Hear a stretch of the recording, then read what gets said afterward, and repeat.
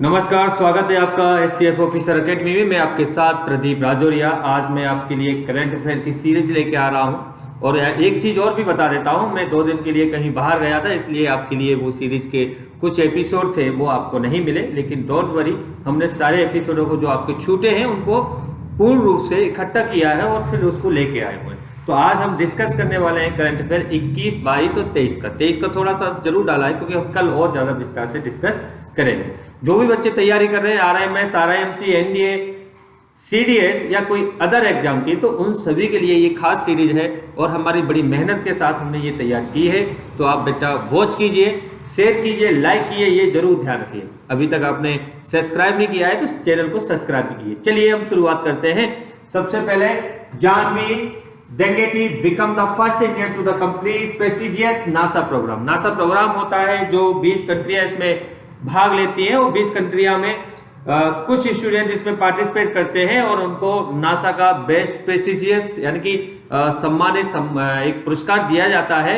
और इस बार इंडिया की जो जानवी डेंगेटी है इसको मिला है, चेन्नई की रहने वाली है। Young girl from the Andhra Pradesh is the just complete NASA International Air and the Space Program IASP at the Kennedy Space Center in अलाम्बा US। ध्यान रखना है, तो ये दिया हुआ है। अब जानवी से थोड़ा सा और डिस्कस करते हैं कि जानवी के लिए क्या खास है इसमें। तो जानवी लगती है यंग गर्ल आंध्र प्रदेश। देखिए सेंटर हमारा making the first Indian to the eclipse this feat. She is the part of carefully shortlisted group of 20 student from around the world. और ये 20 स्टूडेंट अराउंड द वर्ल्ड से चुने जाते हैं। उनमें से जो हमारे जानवी लड़की है हमारे देश की, उसको चुना गया है बेस्ट नासा प्रेस्टिजियस प्रोग्राम के लिए। चलिए आगे चलते हैं। तो ये काफी इंपॉर्टेंट हो जाता है क्योंकि ये युवा है, आप भी तैयारी कर रहे हो, तो इसलिए इसको आपको इफेक्ट कर सकती है, लोगों को प्रभावित करेगी, इसीलिए इसको इसमें लिया गया है। तो थोड़ा सा आपको ये चीजें याद रखने की जरूरत है। चलिए आगे चलते हैं। First BRICS sherpas meeting of 2020 held under Chinese chairship. देखिए ध्यान रखना है, 22 की चाइना के अंदर चेयरशिप हो रही है और 21 की इंडिया में हुई थी। अब इसमें क्या खास है, ब्रिक्स का जो सम्मेलन है होने वाला है, इसमें क्या खास है, ब्रिक्स में होता क्या है वो समझिए। पहले देखिए ब्रिक्स क्या है।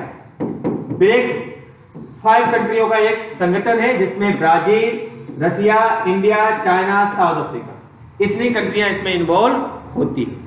अब आगे चलते हैं। तो first BRICS the sharpest meeting of 2022 was held virtual on January 18, 2022 with the member thanking India for it the BRICS chairship in 2021। तो हमें तो 21 में मिला हुआ है ऑलरेडी और ये सारी मीटिंग हुई है और यहाँ पर सारे लोग आते हैं। 5 कंट्रियों के जो राष्ट्राध्यक्ष है वो यहाँ पर पहुँचते हैं और वहाँ पर ये सारी चीजें मीटिंग होती है जिसमें व्यापार है, आपसी सहयोग है, शांति वार्ता है, तमाम तरीके के जो मुद्दे होते हैं जो आपसी हितों के लिए सहयोगी हो और डेवलपमेंट के लिए जरूरी हो, वो सारी चीजें इसमें डिस्कस होती है। आगे देखते हैं बेटा, आगे हम और चलते हैं। इसके अलावा चलिए देखिए, अब ये ब्रिक्स है 2021 में इंडिया को मिला था, अब चाइना को चेयरशिप मिली है। इसमें कौन कौन सी कंट्रियां हैं, ये इकोनॉमिक क्षेत्र से देखा जाए बहुत ज्यादा इंपॉर्टेंट होता है। इमर्जिंग इकोनॉमिक्स यानी कि जो 5 कंट्री है, इनकी मेजर 5 कंट्री है जिनकी इकोनॉमिक्स बहुत ज्यादा है, वो लोग अपने डेवलपमेंट के लिए, अपने आप को विकास के लिए कैसे एक दूसरे का सहयोग किया जाए और आगे बढ़ा जाए, इसके लिए कार्य करते हैं। आगे चलते हैं। India is the project. India GDP growth rate at the 7.6% in the financial year 2023। देखिए 22 से 23 के बीच में जो जीडीपी बताई गई है भारत की, वो कितनी रहने वाली है, 7.6% रहने वाली है। तो ये क्लियर हो गया है। और जीडीपी फुल फॉर्म क्या होती है, देखिए G फॉर, यहाँ पे देखते हैं डोमेस्टिक, P फॉर प्रोडक्ट और G फॉर ग्रोथ। देखिए ये D4 है, तो यहाँ पे इसकी फुल फॉर्म होती है growth domestic product, growth rate of the Indian economic growth rate 7.6% year on the year 2022 और 3 फाइनेंशियल ईयर। तो यहाँ पर आपने एक चीज स्पष्ट हुई कि जो फाइनेंशियल ईयर में इंडिया की कितनी जीडीपी रहने वाली है। कई बार पूछा गया है कि इस वर्ष जीडीपी के कितने आकलन बताए गए हैं, तो इस वर्ष के जो आकलन है, जो हमारे नंबर हैं वो हैं 7.6%। आगे चलते हैं जीडीपी की बात। अब बात करते हैं Dilip Sanghani name is the new chairman of IFFCO. IFFCO हो है क्या, ये चीजें समझिए पहले। इफको एक कंपनी है जो फर्टिलाइजर के लिए काम करती है और बहुत बड़ा ब्रांड है। तो यहाँ पे इफको क्या है, the board of director of the Indian farmer fertilisers. देखिए पहले तो इफको की फुल फॉर्म देखिए, कोऑपरेटिव। इफको का फुल फॉर्म होता है is the unanimously elected the Dilip Sanghani is the 17th chairman of the cooperative. तो 7th नंबर के ये यहाँ के चेयरमैन बन गए हैं इफको के। और इफको का बहुत बड़ा रोल है इंडियन फार्मर किसानों के लिए, क्योंकि यहाँ पे खाद उत्पादन से लेके किसानों के इंस्ट्रूमेंट से लेके हर चीज का ये इफको ध्यान रखता है। और ये जो व्यक्ति है, ये जो आपको दिख रहे हैं दिलीप संघवी, ये इनका चेहरा है। इनको अभी चेयरमैन मान लिया गया है, बना दिया गया है। आगे चलते हैं बेटा हम। तो इसमें क्या है खास, क्या है, तो Dilip Sanghvi the 17th Chairman of the cooperative. He is the succeed Balwinder Singh Nakai, who passed away earlier October 11, 2021 और October 11, 2021 में ये सीट खाली हो गई थी। अब इसकी नियुक्ति हुई है और 17 नंबर के कौन बना दिए गए हैं, दिलीप संघनी। ठीक है, आगे चलते हैं। अब इसमें थोड़ा सा इंपॉर्टेंट चीजें मैंने डाली हुई हैं, वो आपको देख लेना। इसको हेडक्वार्टर कहां पर है, न्यू दिल्ली में है। इसकी स्थापना कब हुई थी, 3 नवंबर 1967 न्यू दिल्ली से। ठीक है, इसकी जरूरत क्यों गई थी, इंडियन फार्मर यानी कि जो हमारी एग्रीकल्चर लैंड है उसमें डेवलपमेंट किया जाए, उसकी ग्रोथ बढ़ाई जा सके, प्रोडक्शन बढ़ाया जा सके, इन सभी को ध्यान में रखते हुए इसका निर्माण किया गया है। चलिए आगे देखते हैं। Fertiliser CEO Albert Bourla based Pfizer CEO Albert Bourla based 1 billion geniuses prizes for COVID-19 vaccine. एक चीज का क्लियर कर दूं कि जो फाइजर कंपनी है एक अमेरिकन कंपनी है। इसने सबसे पहले कोविड-19 से जुड़ी हुई बीमारी के लिए एक दवाई लॉन्च की थी, जिसको -17 डिग्री पर स्टोर किया जाता था, जो दुनिया के लिए बहुत ज्यादा मुश्किल था। लेकिन अमेरिका में सबसे पहले दवाई की सप्लाई इसने की है और दुनिया में भी इसने सप्लाई की थी। फाइजर वो कंपनी है जिसने कोविड-19 की सबसे पहले वैक्सीन बनाने का कार्य किया था और सप्लाई भी की थी, सक्सेसफुल भी रही थी। और इसी को best global pharmaceutical giant Pfizer and the chairman and Chief Executive Albert Bourla has been awarded with the prestigious Genius Prize 2022। और इसको अवार्ड मिला हुआ है। ये व्यक्ति दिखाई दे रहे हैं, फाइजर के डायरेक्टर हैं, इनको ये अवार्ड दिया गया है। और यही बात है इसके खास के लिए, क्योंकि इनको $1 मिलियन दिया गया है पुरस्कार के रूप में, और इसको जेविश नोबेल प्राइज के नाम से भी जानते हैं। तो आपसे ये भी क्वेश्चन आ सकता है कि ये भैया बताइए जेविश नोबेल प्राइज इस बार किस कंपनी को दी गई थी। तो ये भी आ सकता है किस फार्मास्यूटिकल कंपनी को दी गई थी। तो आप बता सकते हो फाइजर कंपनी को, जो कोविड-19 की वैक्सीन उसने डेवलप की थी। अमेरिका की कंपनी है, ये आपको ध्यान रखना है। अब आते हैं ILO report global unemployment level in 2022 projected at 207 million. देखिए अनएम्प्लॉयमेंट की जो रिपोर्ट आई है, दुनिया में इतने लोग अनएम्प्लॉयमेंट है, इनके पास कोई काम नहीं है। तो यहाँ पे बड़ी चिंता का विषय है। पूरा 7 मिलियन लोग हैं, इसमें से 2.7 मिलियन लोग अगर जॉब न करें तो बहुत दिक्कत की बात है। चलिए देखते हैं क्या है इसमें खास।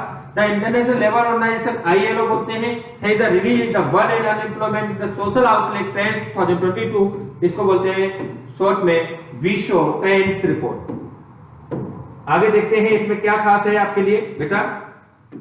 सबसे पहले देखते हैं ILO the international labour organisation has released one employment report analyzes impressive labor market projected 2022 and the 2023 as the how labor market recovery has unfolded worldwide in the Vishu 2002 I had the downgraded in the forecast for labor market recovery in the 2022। इन्होंने ये कहा है कि कोविड-19 को देखते हुए लोगों को पेंडेमिक या बड़ी कष्ट का विषय रहा है, जिसमें लोगों की नौकरियां छीनी गई हैं और बहुत ज़्यादा अनएम्प्लॉयड का जो लेवल है, पहले लोगों को रोजगार दे रहे थे तो हम इसको दूर करना चाह रहे थे। पूरी दुनिया में ये समस्या है बेरोजगारी की, लेकिन इस बार और ज़्यादा बढ़ गई है और ये चिंता का विषय है।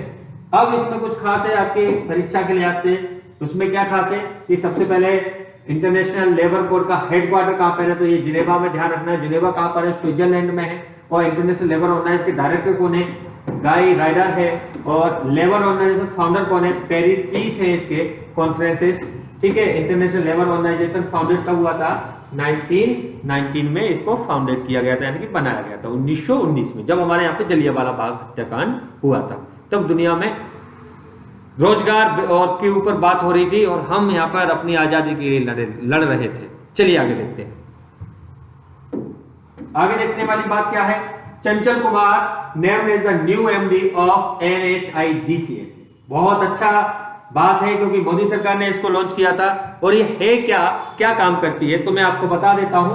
चंचल कुमार है the been the appointment new the managing director national highway NH, देखिए N for national, H for highway, and I for infrastructure, D for development, C for corporation limited under the ministry of road transport and highway MoRTH के under ये काम करती है। और इस company का काम होता है देश में बहुत अच्छे रोडें बनाना, हाईवे डेवलप करना, एक्सप्रेसवे डेवलप करना, ये सारे काम इसी के हैं। तो ये काफी खास है इसलिए क्योंकि यहाँ पर ये सारी चीजें होती हैं और आपको पता होना चाहिए कि ये सारे काम होते हैं, तो फिर होना भी चाहिए और इस तरीके से ये काम चलता है। चलिए आगे देखते हैं हम इसमें क्या खास है। तो ये अभी बना दिए गए हैं। ये जो चेहरा आपको दिख रहा है ये उनके सेक्रेटरी भी रहे हैं, नीतीश कुमार के बिहार कैडर के IAS ऑफिसर हैं। तो ये थोड़ा सा चर्चित विषय है। अब इनको बड़ी जिम्मेदारी दे दी गई है। अब इनमें NIGDL है क्या, इसको कब फाइनल किया, 2014 में जब मोदी सरकार आई थी तब इसको डिपार्टमेंट को बनाया गया है और इसके जो हेडक्वार्टर है वो न्यू दिल्ली बनाया गया। क्यों बनाया गया है, क्योंकि किसी भी दुनिया का विकास या डेवलपमेंट वहां की रोडों से होकर गुजरता है। अगर रोड अच्छी होंगी तो लोगों के आदान प्रदान की वस्तुएं आसानी से आ जाएंगी और आ पाएंगी, जा पाएंगी, जिससे वहां पे डेवलपमेंट ग्रोथ वगैरह होती है। आपने देखा होगा गांवों में अब रोड है तो बाजार की तरह लगते हैं, पहले रोड नहीं थी तो गांव हुआ करते थे। तो वो भौतिक सुविधाएं आसानी से कैसे पहुंचाई जा सके उनके लिए रोडों का माध्यम होना जरूरी होता है, इसलिए रोड का बड़ा महत्व होता है। तो ये आपको ध्यान रखना है, ये पूछा जा सकता है क्योंकि इस पर बहुत ज्यादा काम किया जा रहा है। और रोड एंड ट्रांसपोर्ट जो मिनिस्टर है हमारे वो नितिन गडकरी है। कौन है अभी, नितिन गडकरी। ओके बेटा आगे चलते हैं। World oldest living man Saturnino de la Fuente passes away at 112, यानी कि दुनिया का सबसे जो ओल्डेस्ट व्यक्ति था उसकी मृत्यु हो गई है और वो मारे जा चुके हैं, मतलब मर चुके हैं सॉरी, क्योंकि उनकी जो उम्र है वो सबसे ज्यादा है, 112 वर्ष के हैं। और उनका जो जन्म था वो 1909 यानी कि 1909 में हुआ था। अभी इनकी जो उम्र है वो टोटल 112 ईयर हो चुकी है। तो ये कुछ खास है। और सबसे बड़ी बात क्या है, इस फोटो में आप देख रहे हैं इनको एक ओल्ड मैन का, वर्ल्ड ओल्ड मैन का एक खिताब भी मिला हुआ है। 11 फरवरी 2009 को इनको जन्म हुआ था और ये स्पेन के रहने वाले, ये थोड़ा सा खास है। तो आपसे ये भी क्वेश्चन आ सकता है कि बताइए दुनिया का सबसे वर्ल्ड मतलब ओल्ड व्यक्ति कौन है जिसकी अभी हाल ही में मृत्यु हुई है। तो आप यहाँ पर आंसर दे सकते हो कि इनका नाम क्या है और ये कहाँ के रहने वाले हैं। ये भी आपको थोड़ा सा ध्यान देने वाली है, खास ज्यादा इंपॉर्टेंट नहीं है, लेकिन परीक्षा में क्या पूछा जा सकता है वो हम आपको डिस्कस जरूर करते हैं। अब चलते हैं हम आगे। Vijay Kumar Sharma named as the ambassador of the internal panel on the linkages UAG। देखिए UAG क्या है वो थोड़ा सा आपको समझाएंगे हम। पहले देखिए विजय शेखर शर्मा जी के बारे में बात करते हैं। ये विजय शेखर शर्मा जी है, named as the ambassador of the internet panel on languages UAG। अब क्या खास है ये, तो मैं आपको इसके लिए बात करता हूं। ये इनका पिक्चर है, ये आपको दिख रहे हैं ये व्यक्ति, ये उनके बारे में है। और ये खास क्या होने वाला है वो थोड़ा सा आपके लिए मैं बता देता हूं कि ये ICANN यानी कि internet corporation of assign the name number again the head and ensure the stable, the secure and unified global internet is the headquarters is the based at California, United States। और ये कहां पर नियुक्त हुए हैं, California United state यानी कि USA America. Okay, ये इंटरनेट से जुड़े हुए सारी चीजें देखते हैं। किस तरीके से ये पैनल काम करेगा, क्योंकि आपने अच्छे से बताया यार इंटरनेट का सर्वर बंद हो गया तो कितना सरकार ठप हो जाएगी। दुनिया की सारी सरकार इंटरनेट के माध्यम से लिंक है, एक दूसरे से जुड़े हुए हैं। चलिए तो इसका काम ये करते हैं। अब आते हैं Oxford University Press the declare anxiety as the children's word of the year 2021। ये जो वर्ड दिया हुआ है ये children's word of the year anxiety के नाम से इसको मशहूर किया गया है। तो ये क्वेश्चन आ सकता है कि बताइए वो कौन सा वर्ड है जिसको चिल्ड्रन ऑफ द ईयर का of the year in world के रूप में मनाते हैं। तो 22(1) में यहाँ पे ये देख लिया है आपने। चलिए आगे देखते हैं। The Oxford University Press the opening the pick of the anxiety as the children's word of the year 2021 based of their recent research. और ये अभी की जो रिसर्च की गई है उसके आधार पर ये सारी चीजें डिसाइड की गई है। उसमें खास क्या हुआ था, क्योंकि बच्चों ने कोविड के दौरान जो समस्या झेली, स्कूल नहीं गए, उनके अंदर जो जो चीजें चेंजेस हुई थी वो सारा रेशो इसमें दिया गया है। आगे चलते हैं।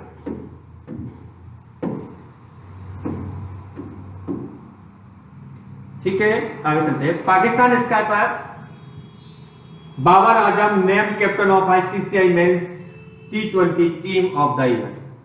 देखिए मैं आपको बता देता हूं, team of the T20 team of the year Pakistan के जो बाबर हैं जो मैच खेलते हैं, आपने देखा होगा सऊदी अरब में जब गेम हुआ था हमारा, तो उस समय इनको क्या किया गया था, काफी अच्छा कैप्टन के रूप में इनको देखा गया था। क्योंकि जब ये हारे थे तो इन्होंने मनोबल अपने टीम को किस तरीके से बरकरार रखा, उनसे कैसे बात की, और जब हार के वापस गए लास्ट में तो उन्होंने कहा था कि कोई किसी के ऊपर उंगली नहीं उठाएगा, टीम को एक साथ रहने की जरूरत है और टीम बिखरेगी नहीं, हमेशा एक रहेगी। ये सारी तमाम तरीके की जो उन्होंने अपने टीम के हौसला बढ़ाया और उनके साथ जो उन्होंने टीम के साथ एक टीम परफॉर्मेंस कर लेके आए, वो सारी चीजें ध्यान में रखते हुए इनको ये अवार्ड मिला है ICCI men's T20 team of the year का। अब बात करते हैं तो वुमेन्स को किसको दिया गया है, तो वुमेन्स को 2021 का दिया गया है team of the year Smriti Mandhana, इनको दिया गया है और ये कैप्टन है टीम की। आगे चलते हैं। Unacted report FDI follows India falls by the 26% in the 2021। ये क्या है तो मैं आपको बता देता हूं। फॉरेन डायरेक्ट इन्वेस्टमेंट FDI बोलते हैं इसको। इसमें क्या हुआ है, 2020 में जो हमारा इन्वेस्ट हुआ था उसको 2021 की अगर बात की जाए तो उसमें 26% गिरावट आई। पहले ज्यादा था हमारा, अब 26% गिरावट आ गई है। तो इस बार जो इन्वेस्टमेंट हुआ है FDI का, फॉरेन डेवलपमेंट इन्वेस्टमेंट जो होता है, फॉरेन डायरेक्ट इन्वेस्टमेंट, वो अब गिरावट आई है और इस बार इसका जो इन्वेस्टमेंट है 2021 में वो 26% नीचे गया। ये इसके लिए कुछ खास थी और कुछ इसमें कुछ नया है नहीं। अब आते हैं Indonesia name the new capital Nusantara replacing sinking Jakarta. देखिए इंडोनेशिया की जो कैपिटल है जकार्ता है, अब इन्होंने अभी न्यू अपनी कैपिटल बना ली। क्यों? क्योंकि इंडोनेशिया जो है पानी में डूब जाता है, बाढ़ आती है और घनी आबादी हो गई है, वहां पर डेवलपमेंट नहीं किया जा सकता, नेचुरल चीजों को डेवलप नहीं किया जा सकता, जिसकी वजह से वहां की गवर्नमेंट ने एक फैसला लिया है कि यहाँ से जो कैपिटल है उसको हटाया जाता है।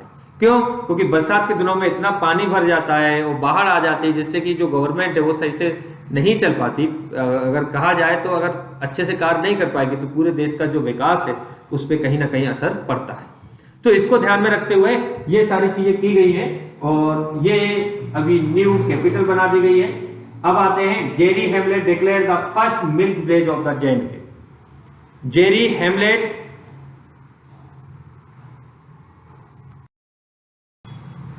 तो Jeri hamlet declare in the J&K milk village के रूप में इनको अनाउंस कर दिया है इस साल, और ये काफी खुशी की बात है कि लोग वहां पर विकास करें। First milk village of the district हो गया है union territory and the census 57 small dairy farms under the integrated dairy development scheme IDDS for the hamlet. तो ये काफी यहाँ पर ये मिल्कमैन घोषित किया हुआ है इनको मिल्क विलेज के रूप में। PM Modi the unveil 216 foot statue of the Sant Ramanujacharya. देखिए संत रामानुजाचार्य की 216 मीटर की मतलब 216 फीट की एक मूर्ति बनाई जा रही है और ये हैदराबाद में बनाई जा रही है। इसका जो अनाउंसमेंट है 5 फरवरी 2022 को celebrate the 1000 birth anniversary of the sun, और इनकी जो फरवरी में 1000 वर्ष पूरी हो रही है इनकी जन्मदिन की, तो उसके उपलक्ष्य में ये घोषणा की है मोदी सरकार ने और ये बनाया गया है। यहाँ पर आप देख सकते हैं Sushmita Sen wins the international association of the working women's award.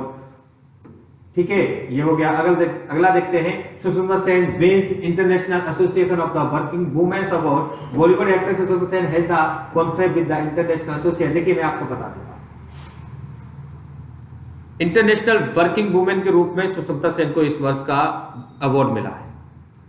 और ये अवार्ड जो मिला है आर्या 2 की एक सीरीज इनकी चल रही थी उसके लिए इनको दिया गया है। ये 2020 में लॉकडाउन के दौरान भी काम करती रही है और इनकी जो सीरीज है आर्या